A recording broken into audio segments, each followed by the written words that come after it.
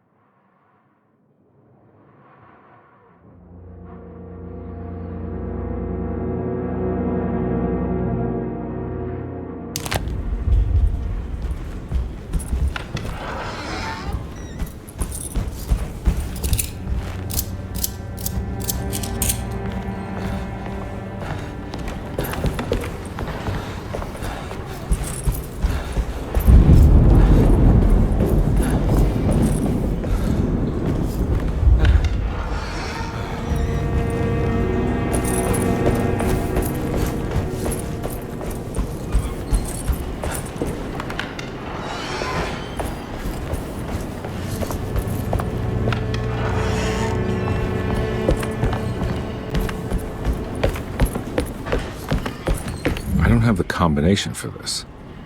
Or maybe Jeremy did.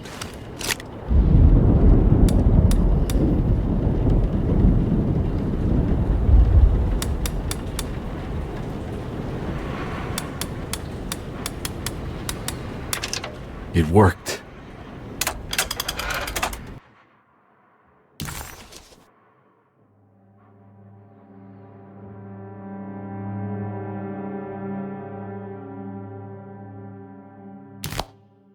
The last guest in the empty room suffered from severe maladaptation.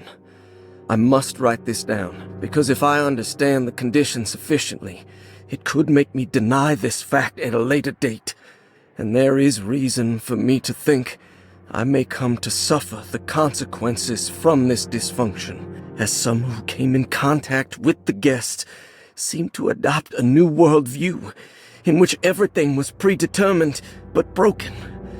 Upon accepting this worldview, some memories became unmanageable and later rejected. I do not know what this means. I cannot even remember the fate of the guest. I think they were simply misplaced one day and forgotten. Just like all documents pertaining to this guest, they have all been destroyed, or they never existed in the first place. Who wrote this? There has never been a guest in the empty room.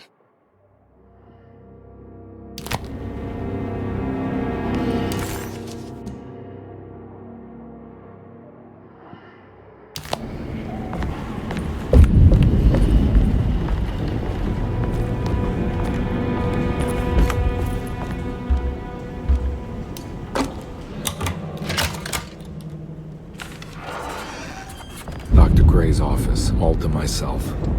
Let's see if we can figure this guy out.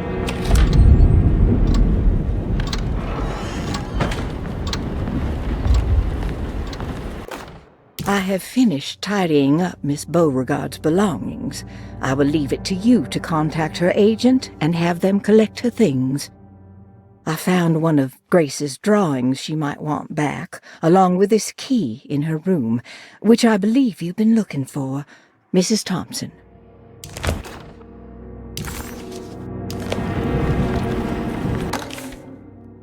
This is where McCarthy has hidden my favorite young. It's very important.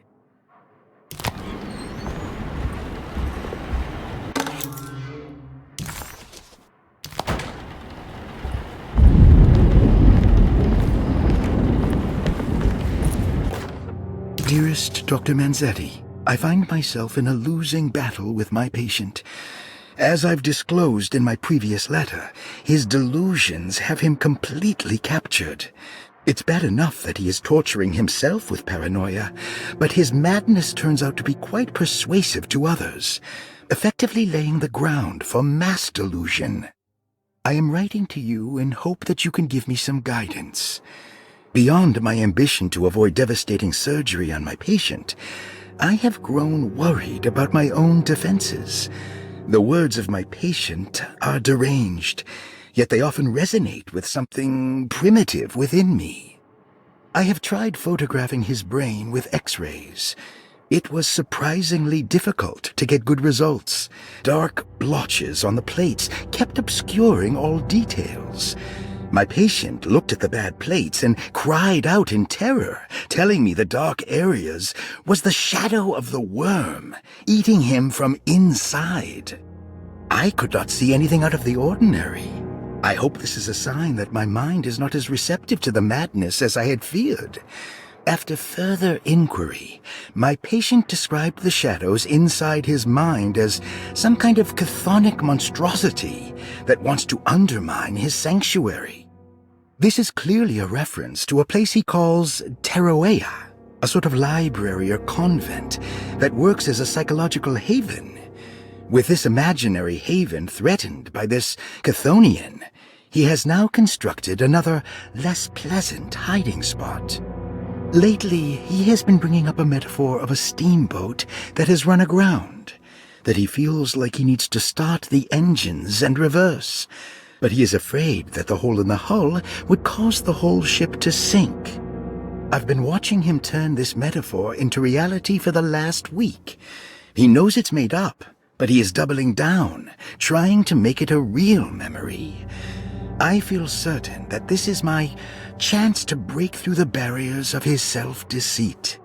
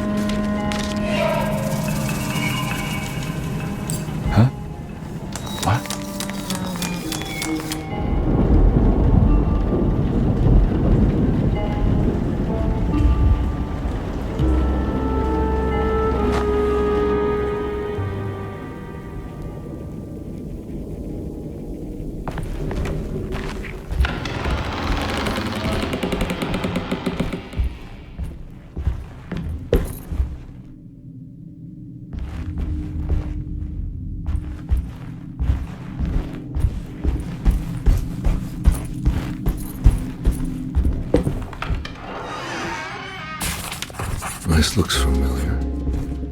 That's me, isn't it? How long had it been since I drowned myself in drink and depression? It had all felt so peaceful, slipping away into oblivion. A welcoming, dark voice wrapped around my mind like a heavy blanket. It turned off suddenly as I woke up from the sound of my office door closing shut. A messenger had left a telegram from... I think I need to figure out where I'm going first.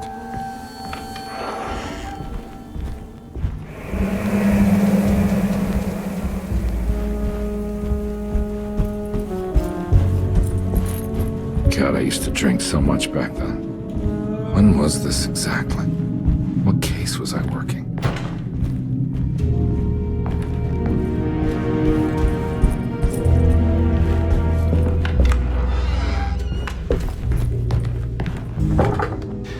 I think I need to figure out where I'm going first.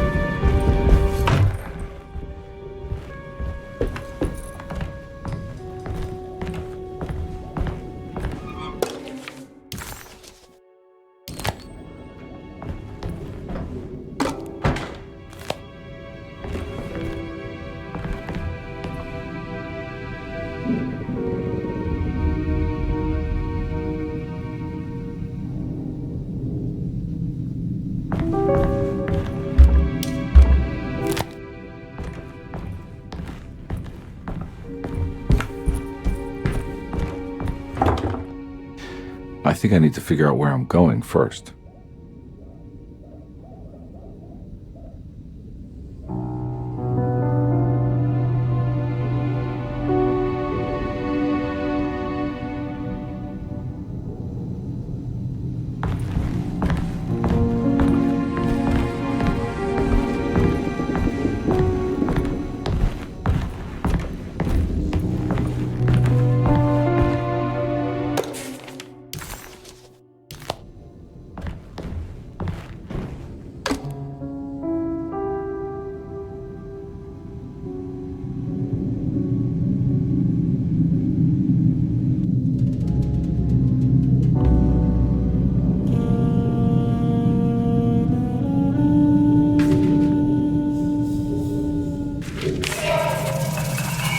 I remember this case. Some kid got taken by her father, headed out of state, but he had made a mistake by selling a painting that his wife actually cared about to a collector named Thornhill to fund his venture. That's how I tracked him down. At least I think so.